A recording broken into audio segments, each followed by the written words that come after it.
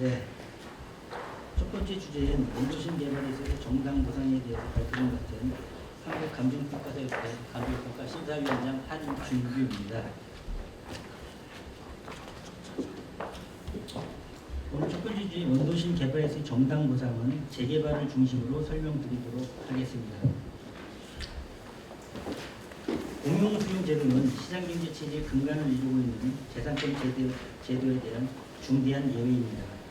우리 헌법도 제23조 3항에서 재산권의 수용은 공공필요에 의한 경우에 법률로서 하되 정당한 보상을 지급하여야 한다고 규정하고 있습니다. 따라서 정당 보상을 논의하는 데 있어 공공필요는 우선적 선별 조건입니다. 네.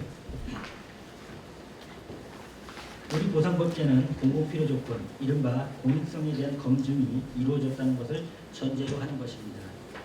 하지만 공익성이란 고정적 개념이 아니며 이를 명확히 하고 정의하기가 판단하기가 쉽지 않습니다. 공용수용에서 공익성을 둘러싼 문제는 시대 흐름과 연계되어 변화되어 왔습니다. 일례로 공익성에 대한 미국의 판례를 살펴보면 연방 대법원과 주법원은 최근으로 올수록 공익성의 범위를 확장시켜 왔습니다. 수용법제 초기만 하더라도 공익이란 공공소유 개념이 강하였습니다. 즉, 사유재산을 공공소유로 이전하는 것을 공익으로 판단한 것입니다. 도시성장과 함께 공익의 개념은 공중에 의한 사용으로 확대되었습니다. 공용수용 이후 재산의 소유권 측면보다는 수용을 통해 혜택을 일반인 누구나가 공유하는, 즉 일반 공중에게 개방되어 있는가의 여부에 초점을 맞춘 것입니다. 최근에 와서는 공익이 공적 목적 또는 공적 편익을 의미하는 것으로 확대되었습니다. 사실 공적 목적 혹은 공적 편익은 그 자체로 매우 모호한 개념입니다. 공익성 개념의 확장과 함께 지역경제 활성화나 고용증대 등 경제 개발을 위한 민간의 수용권 행사, 즉 사용수용이 허용되고 있습니다. 사용수용의 대상과 범위는 국가마다 큰 차이를 보이는데 세계적으로 가장 넓게 사용수용을 허용하는 국가가 바로 한국입니다. 우리나라에서 사용수용과 관련하여 가장 논란이 되는 경우가 바로 기존 도시공간을 정비하는 이른바 정비사업입니다. 현행 도시 및 주거환경정비법 제63조는 정비구역에서 사업을 시행하기 위하여 사업시행자에게 토지 등에 대한 수용권을 부여하고 있습니다. 또한 동법 제65조에서는 공익사업을 위한 토지 등의 취득 및 손실보상에 관한 법을 준용하도록 하되 사업시행인가 고시를 토지보상법에 따른 사업인정고시로 간주하고 있습니다. 오늘날 거의 대부분이 재개발 사업에서 수용권의 행사 주체인 사업시행자는 민간입니다. 구체적으로 토지 등 소유자가 결성한 조합이나 민간 기업에 의해서 시행되고 있습니다. 하지만 이러한 재개발 사업에 처음부터 수용권을 부여했던 것은 아닙니다. 1971년 구도시계획법으로 재개발 사업이라는 명칭이 처음 등장했을 때 사업 시행자는 지방자치단체 등 정부 기관에게만 인정되었습니다. 10년이 지난 1982년 동법 개정으로 사업 시행자의 범위가 확대되었던 것입니다. 사용수용과 관련하여 우리 보상법제가 가지는 중요한 특징은 공공성, 공익성을 전제로 정부, 공공기관, 사업 시행자에게 부여한 특례적 성격의 조항이 민간 사업 시행자에게도 그대로 준용된다는 점입니다. 대표적으로 개발이익의 공적 환수 의미를 담고 있는 보상액 결정에 있어 당해 공익사업으로 인해 발생한 개발이익의 배제, 그리고 사업의 원활한 추진을 보장하기 위해 재결 신청 기간의 특례가 그것입니다. 우리 법조계, 학계, 그리고 정부정책 담당자의 다수는 전통적인 공용수용과 사적 경제이익을 위한 사용수용을 구분하지 않는 경향이 있습니다. 감정평가사의 상당수도 비슷한 시각하에 개발이익 배제를 전제한 보상액 결정에 익숙한 것도 현실입니다.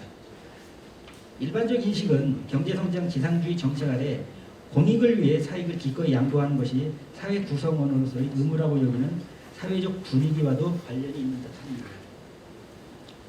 부동산의 가치 상승과 재산권에 대한 국민들의 인식 변화에 따라 이제 재산권 보호 측면에서 사용 수용에 의한 재개발 사업을 되돌아봐야 할 시기라고 판단됩니다.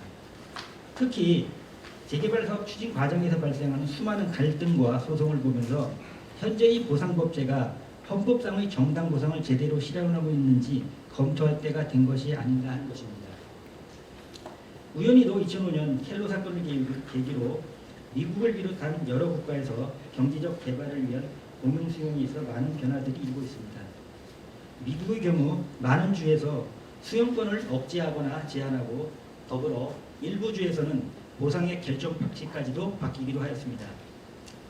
이러한 배경에서 우리나라 보상법제의 두 가지 기둥인 객관적 가치 보상과 개발이익 배제 보상의 정당성 여부에 대하여 먼저 고찰해 보겠습니다. 그리고 사례를 통해 재개발 사업에서 재결 신청 기간 특례에 따른 문제점을 알아본 후에 정당 보상의 방향에 대해서 살펴보도록 하겠습니다. 그럼 객관적 가치 보상과 개발이익 배제 보상의 정당성에 대해서 설명드리겠습니다. 먼저 객관적 가치 보상의 정당성입니다. 1962년 토지수용법이 제정된 이래 객관적 가치 보상이 명문화된 것은 1976년 제정되어 시행된 공공용지 취득 및 손실 보상에 관한 특례법 시행령 제2조 제1항입니다. 동 규정은 가격 시점에 있어서 일반적인 이용 방법에 의한 객관적 상황을 기준으로 하여야 하며 토지 등의 소유자가 갖는 주관적 가치나 그 토지 등을 특별한 용도에 사용할 것을 전제로 하는 것은 이를 고려하지 아니한다고 규정하고 있습니다. 이후 2002년 토지수용법과 공특법이 통합된 토지보상법이 제정되어 오늘에 이르고 있는데 제70조 제2항에서는 토지에 대한 보상액은 가격 시점에 있어서의 현실적인 이용 사항과 일반적인 이용 방법에 의한 객관적 상황을 고려하여 산정하되 일시적인 이용 상황과 토지 소유자가 또는 관계인이 갖는 주관적 가치 및 특별한 용도에 사용할 것을 전제로 한 경우 등은 이를 고려하지 아니한다고 규정하여 종전 공특법 시행령 제2조 제1항을 이어받고 있습니다. 이처럼 우리의 보상법제는 1962년 토지수용법 제정 이후 불명확하던 객관적 가치 보상을 1976년 공특법 시행령 제정으로 명확하게 한 이후 그 내용이 오늘까지 그대로 이어지고 있습니다. 재산권 제도는 경제적으로 자원의 효율적 활용과 자원 배분의 효율성 제고에 기능하고 있습니다. 동세적으로 재산권 제도가 없는 상태에서는 투자 효과에 대한 안정적인 회수가 담보되지 못하기 때문에 생산성 증대를 위한 투자율 자체가 하락하게 되고 투자하는 경우에도 장기보다는 단기 투자를 선호하게 됩니다. 따라서 재산권 제도는 자원에 대한 사적 지배를 통하여 자원에 대한 효율적이고 적정한 투자 요인을 제공함으로써 자원에 대한 과소 투자의 경향을 막고 적정한 투자를 유도하여 장기적 관점에서 자원의 효율적 이용에 기여하게 되는 것입니다. 한편 정태적으로는 외부 효과를 내부화함으로써 자원에 대한 과다 사용 내지 과다 착취를 막아 기존 자원의 보다 효율적 활용에 기여하게 됩니다. 따라서 자원의 사적 지배 하에서도 공익에 필요한 자원은 시장 거래를 통하여 취득하는 것이 자원의 효율적 이용을 기할 수 있게 됩니다. 그러나 다수의 소유자가 있는 경우 기회주의적 행동으로 인하여 거래 비용이 커지게 되어 공익 목적에 필요한 자원을 취득하지 못하게 됩니다. 이처럼 공용수용제도는 공공재의 생산을 위해 필요한 경우로서 소위 버티기 문제처럼 거래 비용이 큰 경우에만 그 필요성이 생기게 됩니다. 민간의 사용과 지배에서 공공의 사용과 지배로 자원의 사용 주체를 이동함으로써 그 자원을 보다 효율적이고 생산적으로 사용하려는 데 그 존재의 의미가 있는 것입니다. 따라서 시장에 의하지 않은 비자발적인 강제거래라는 점에서 공용수용제도는 자원의 효율적 사용을 담보하지 못하고 오히려 자원의 비효율적 배분과 사용이 일어날 수 있는 잠재적인 위험을 내포하고 있는 것입니다. 특히 불완전한 보상이 이루어지는 경우에는 그 가능성과 비효율이 더욱 증가하게 됩니다.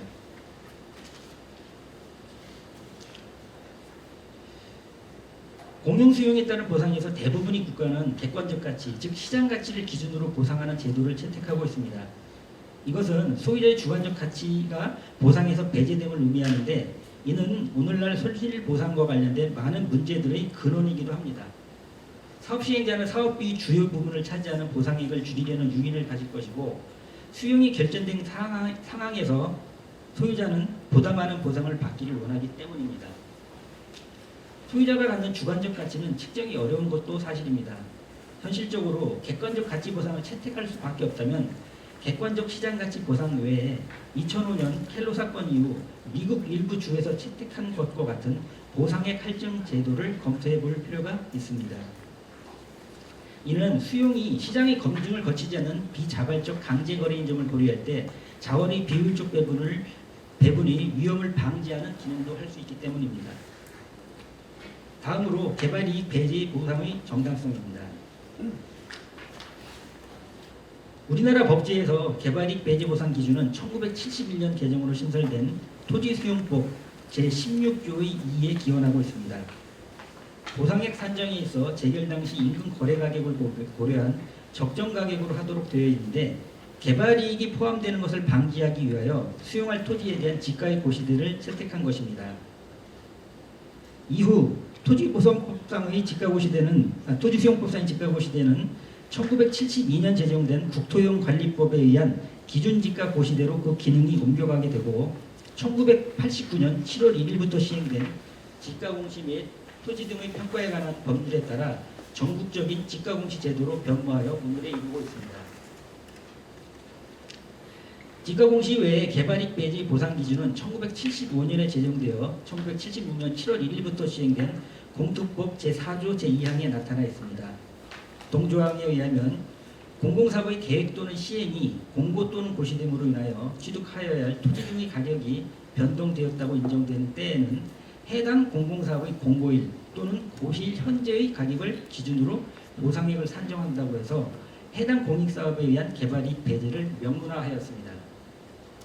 현행법인 토지보상법에서는 2002년 제정 당시 제67조 제2항에서 보상액의 산정에 있어 당해 공익사업으로 인하여 토지 등의 가격의 변동이 있는 때에는 이를 고려하지 아니한다고 규정하였습니다.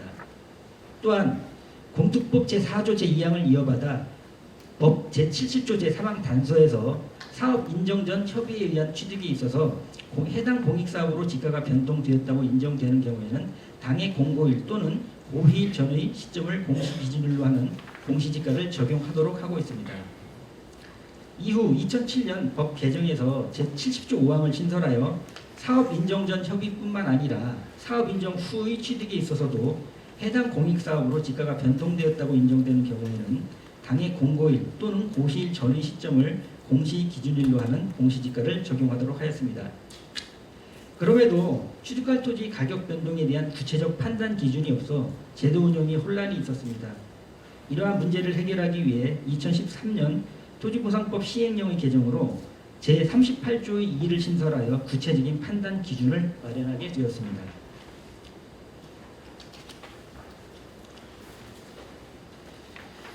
수용에 따른 보상이 있어서 개발이익을 배제하는 것에 대해 우리나라 학계는 이를 대체적으로 인정하는 분위기이고 헌법재판소는 물론 대법원도 일관되게 개발이익 배제의 정당성을 부여하고 있습니다. 개발이익 배제의 논거는 헌법재판소의 토지보상법 제67조 제2항 등 위헌소원 사건의 판결에 잘 나타나 있습니다. 여기에 따르면 개발이익은 소유자의 노력이나 자본에 의하여 발생하는 것이 아니므로 형평의 관념에 비추어 볼 때 당연히 토지 소유자에게 귀속될 성질인 것이 아니고, 두 번째로 공공사업의 시행에 의하여 비로소 발생하는 것이므로 피수용 토지가 수용 당시 갖는 객관적 가치에 포함된다고도 볼 수 없다는 것이며, 따라서 개발이익은 그 성질상 완전 보상의 범위에 포함되는 피수용자의 손실이라 볼 수 없어 개발이익을 배제하고 보상한다 하여 정당 보상의 원리에 어긋나지 않는다는 것입니다. 경제적 관점에서 개발이익은 개발사업 완료의 경제적 가치에서 개발 이전의 경제적 가치와 개발 비용을 차감한 것으로 볼 수 있습니다. 그중 개발 비용 중에서 토지 보상비가 차지하는 비중은 점점 높아지고 있는 것이 현실이죠. 만일 개발 사업이 정상적으로 진행된다면 일반적으로 개발 이익이 발생하게 되는데, 이는 4가지 사유로 볼 수 있습니다. 첫 번째, 새로운 개발 사업에 대한 기대. 두 번째, 소규모 필지 통합. 세 번째로 지방정부의 협조 또는 지원. 네 번째가 사업 시행자의 투자 등의 사유로 발생하게 됩니다. 이처럼 재개발 사업에 따른 개발 이익은 정부와 토지 소유자, 사업 시행자 등 다양한 주체들의 노력의 산물이며 이에 따라 해당 개발 이익의 귀속 또는 분배에 관한 문제가 발생하게 되는 것입니다. 공익사업에 따른 보상액 산정에 있어 개발이익이 포함되어서는 안 된다는 학계나 법원의 일반적 시각과는 달리 피수용자에게 개발이익이 분배되어야 한다는 연구도 그간 국내외에서 지속적으로 진행되어 오고 있습니다. 앞서 본 것처럼 개발이익은 어느 한 주체만의 노력으로 생겨나는 것이 아닙니다. 경제개발 목적의 수용에서는 사업 시행자인 민간에게 개발이익이 귀속되는 불합리한 상황도 발생합니다. 특히 도심진의 대규모 획지의 희소성이 큰 상태에서 소규모 필지 통합만으로도 엄청난 가치 상승이 발생하는데 재개발 사업에서 토지 소유자에게 개발 이익을 분배해야 된다는 당위성은 더 커진다고 할 수 있을 것입니다. 경제개발 목적의 수용에서 공정성과 효율성 측면에서 발생된 개발 이익을 토지 소유자에게 분배한다는 연구를 소개시켜 드리겠습니다. 먼저 공정성의 측면에서 피수용자에게만 발생하는 불비례적 손실을 막기 위해서는 개발이익의 일부가 피수용자에게 분배되어야 한다는 것입니다. 즉 수용 과정에서 토지 소유자의 자율권이 박탈되고 자발적 시장 거래로부터 얻을 수 있는 잉여를 얻을 기회를 잃게 된다는 점입니다. 효율성의 측면에서는 토지 소유자에게 개발이익을 분배함으로써 사업 시행자의 기회이지적 행동을 억제에 기여하고 두 번째로 사회적으로 비효율적인 분쟁 비용을 줄일 것이며 세 번째로 피수용자로 하여금 개발 사업을 모니터링할 유인을 제공할 것 등이라는 근거입니다. 다음은 재개발 사업 재결 신청 기간 특례 제도의 문제에 대해서 말씀드리겠습니다. 1971년 도시계획법의 전문 개정으로 재개발 사업의 집행 절차에 관한 규정이 도입되고 1973년 처음으로 소공동, 장교동, 다동 등 11개 도심 재개발 구역과 196개의 주택 재개발 사업 지구가 지정되었습니다. 사업 초기 주로 재벌 기업에 의하여 사업이 추진되었는데 삼성 공간 빌딩, 삼성생명 빌딩, 호아마트홀 등과 종로구 적선동의 현대그룹 빌딩 등이 도심 재개발 사업의 대표적인 예입니다. 이러한 도심 재개발 사업은 경제개발 목적의 전형적인 사용수용에 해당됩니다. 재개발 사업은 도시계획법에서 규정을 시작으로 해서 도시재개발법 그리고 현재의 도시정비법을 거치는 과정에서 많은 제도의 변화가 있었지만 민간 사업 시행자에게 수용권을 부여하는 것은 그대로 유지되고 있습니다. 도시정비법 제63조에 의하면 사업 시행자는 재개발 사업을 시행하기 위하여 토지보상법에 따른 토지 등을 취득하거나 사용할 수 있고 제65조는 토지보상법 규정을 준용하면서 사업의 시행에 따른 손실보상의 기준 및 절차는 대통령령으로 정할 수 있는 것으로 하고 있습니다. 특히 제65조 제2항에 의하면 사업 시행 인가고시를 토지보상법에 따른 사업인정고시로 간주하고 있고 제3항에서 재결 신청 기간에 대한 특례를 인정하고 있습니다.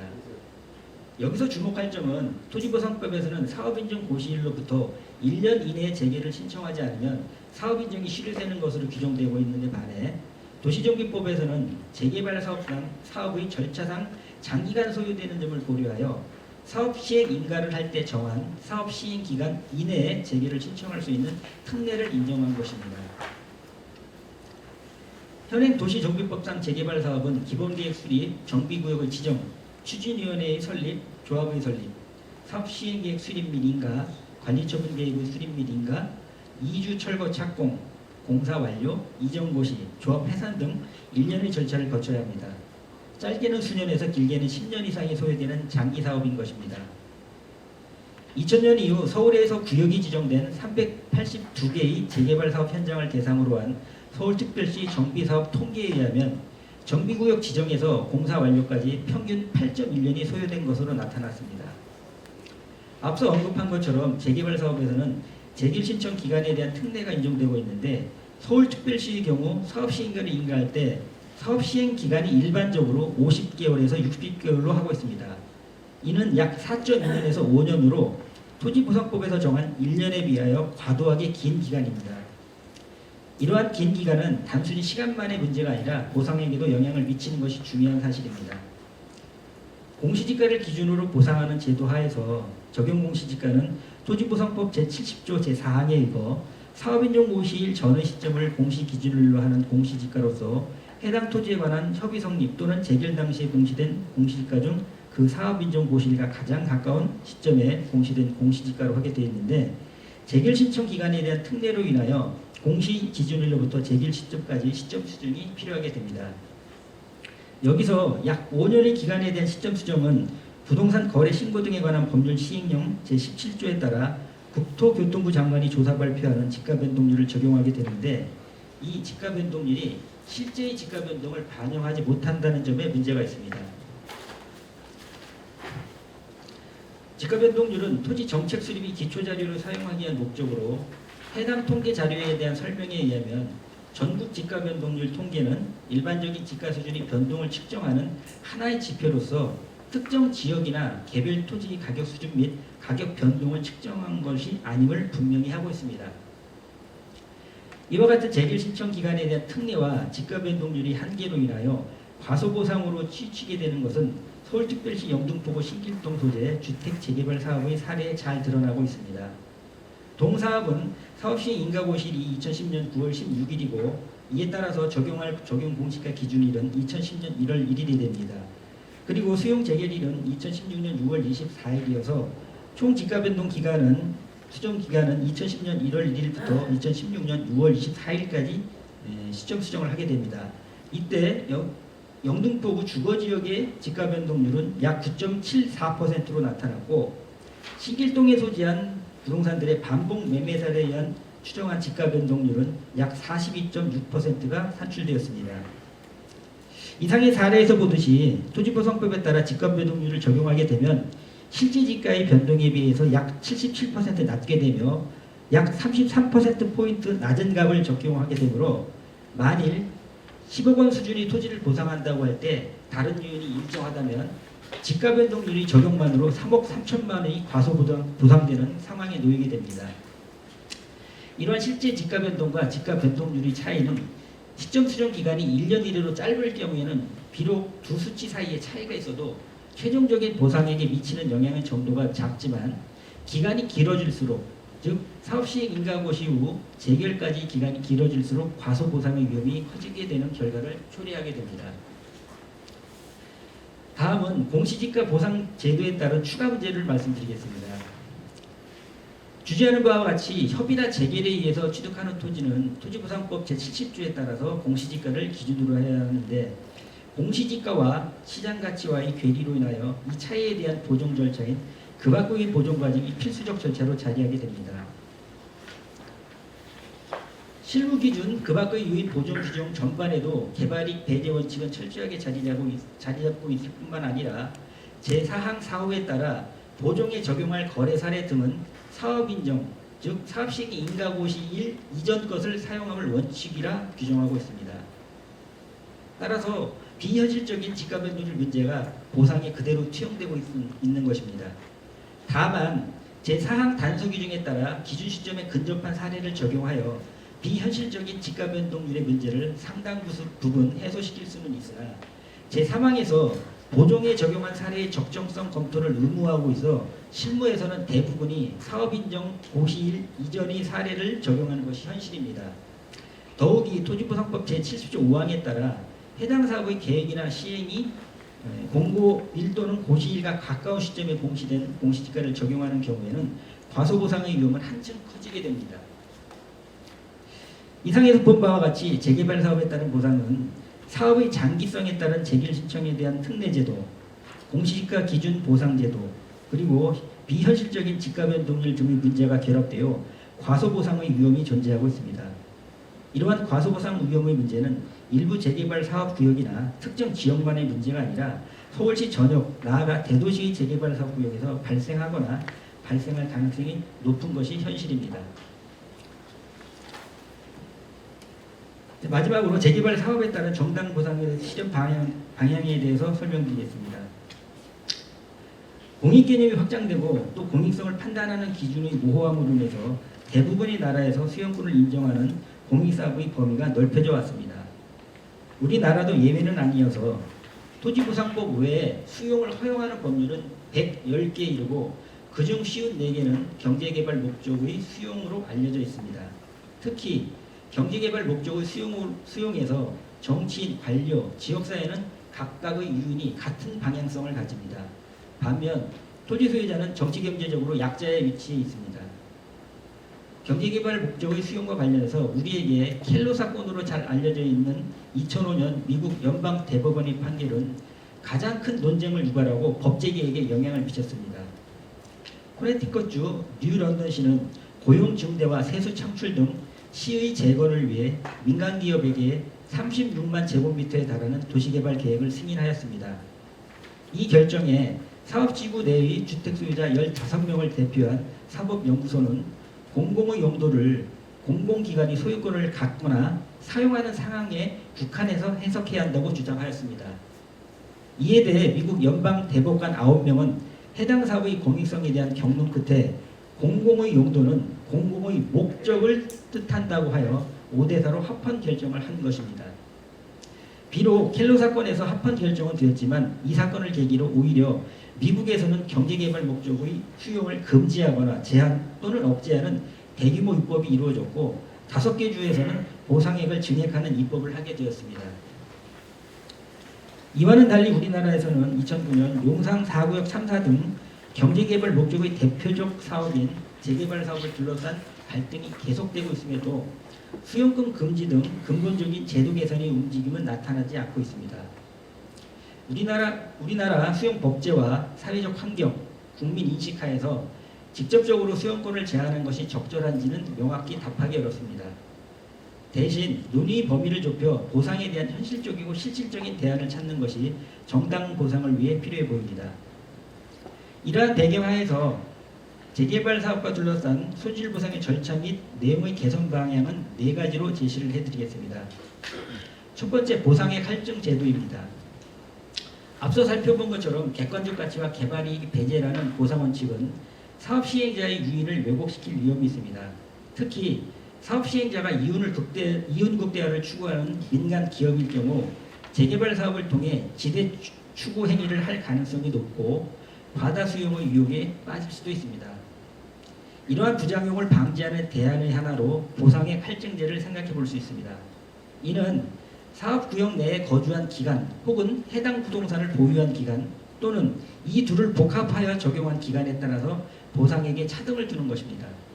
감정평가액의 산술평균치에 일정률을 적용하는 금액을 추가 지급하는 것입니다.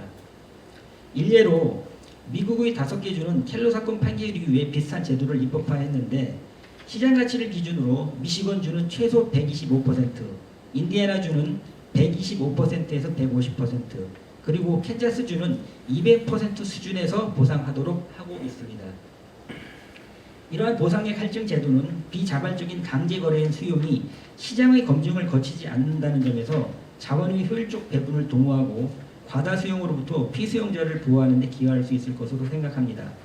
또한 이 과정에서 개발이익의 일부를 소유자에게 분배하는 기능을 하게 됩니다. 재개발 사업 계획 또는 시행의 공고일 또는 고시일 기준으로 그 이전부터 거주 또는 보유로 하느냐 아니면 이후냐에 따라서 차등을 많이 두게 되면 공정성 증대는 물론 투기적 거래가 보다 많이 감소할 것으로 예상되기도 합니다.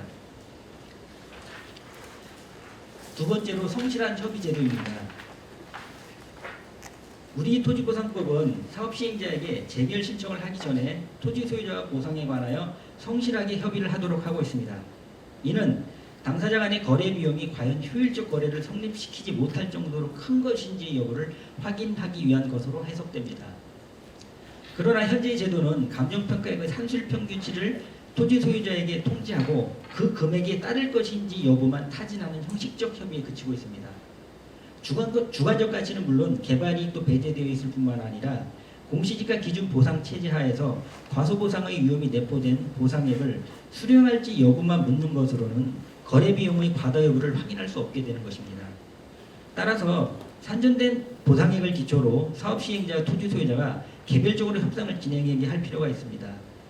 감정평가액의 산술평균치가 보상으로 바로 결정되는 것이 아니라 산술평균치는 협상의 기초일 뿐 그 금액은 최저치로 기능하게 하자는 것입니다. 세 번째로 재결신청 특례 제도에 대한 보완책입니다. 토지수용법이 1971년에 개정 이전까지만 하더라도 사업인정고시와 토지세목공고를 별도의 절차로 규정하고 있었습니다. 사업인정고시일부터 2년 이내에 토지세목공고를 신청하지 않으면 다음 날부터 그 효력이 상실되고 토지세목공고 후 1년 이내에 재개를 신청할 수 있게 하였습니다.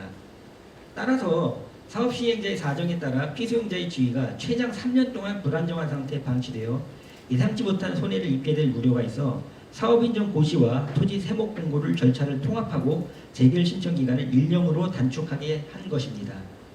이에 반해 재개발 사업에서는 특례 규정에서 따라 앞서 본 것처럼 재개발 신청을 할 수 있는 기간이 약 4.2년에서 5년으로 늘어나고 사업 시행 인가가 변경 고시되는 경우에는 이보다 훨씬 장기간이 되는 경우도 허다합니다. 따라서 재개발 사업의 특성으로 재개발 신청에 대한 특례 규정의 존속이 필요하다면 보상액 증액의 방법으로 조속한 사업 시행을 유도할 필요가 있습니다.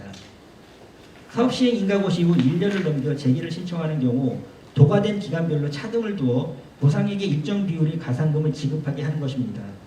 이렇게 함으로써 사업 시행자에게 신속한 사업 추진을 유도하여 피수용자가 불안정한 상태인 기간을 최소화할 수 있게 하고 비현실적인 지가 변동률의 문제도 일정 부분 해소할 수 있을 것입니다. 다음으로 행정소송 단계에서 소유자 추천 및 법원 감정인의 평가 검토 제도입니다.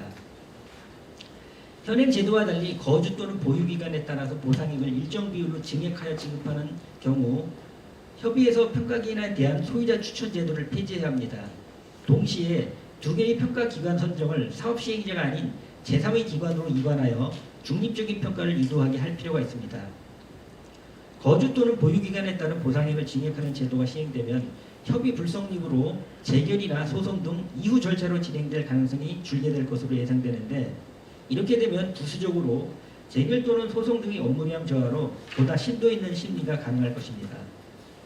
그리고 협의에서 소유자 추천 제도를 폐지하는 대신 행정소송 단계에서 소유자에게 자신이 의뢰한 감정평가서를 법원에 제출할 수 있게 하는 것입니다.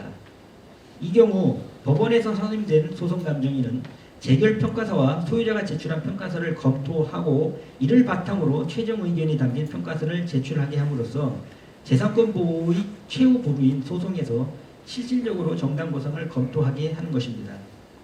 여기서 중요한 것은 법원 감정인 풀에 속하는 감정평가사는 평가 능력과 경험은 물론 도덕성을 갖춘 사람들로 구성되어야 할 것입니다. 마지막으로 결론을 말씀드리겠습니다. 우리나라 손실보상제도의 뼈대는 객관적 가치와 개발이익 배제라는 것입니다. 보상에 있어서 금과 옥조로 여겨지는 이 두 원칙이 언제나 정의에 부합한다는 거부감 없는 믿음은 우리 사회 저변에 자리 잡고 있어서 경제개발 목적의 사업에서 수용의 전성시대를 이어가고 있습니다. 특히나 재개발 사업에 있어서는 두 가지 원칙이 재결 신청 기간 특례 제도와 결합하면서 과소보상의 위험성이 더 커진 상태입니다.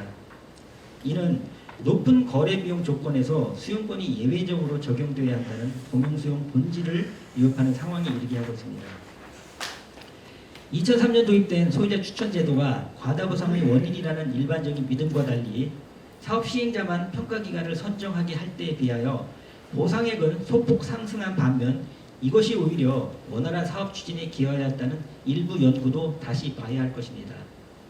충분하고도 완전한 보상이 오히려 각종 개발 사업의 효율성에 기여한다는 것입니다.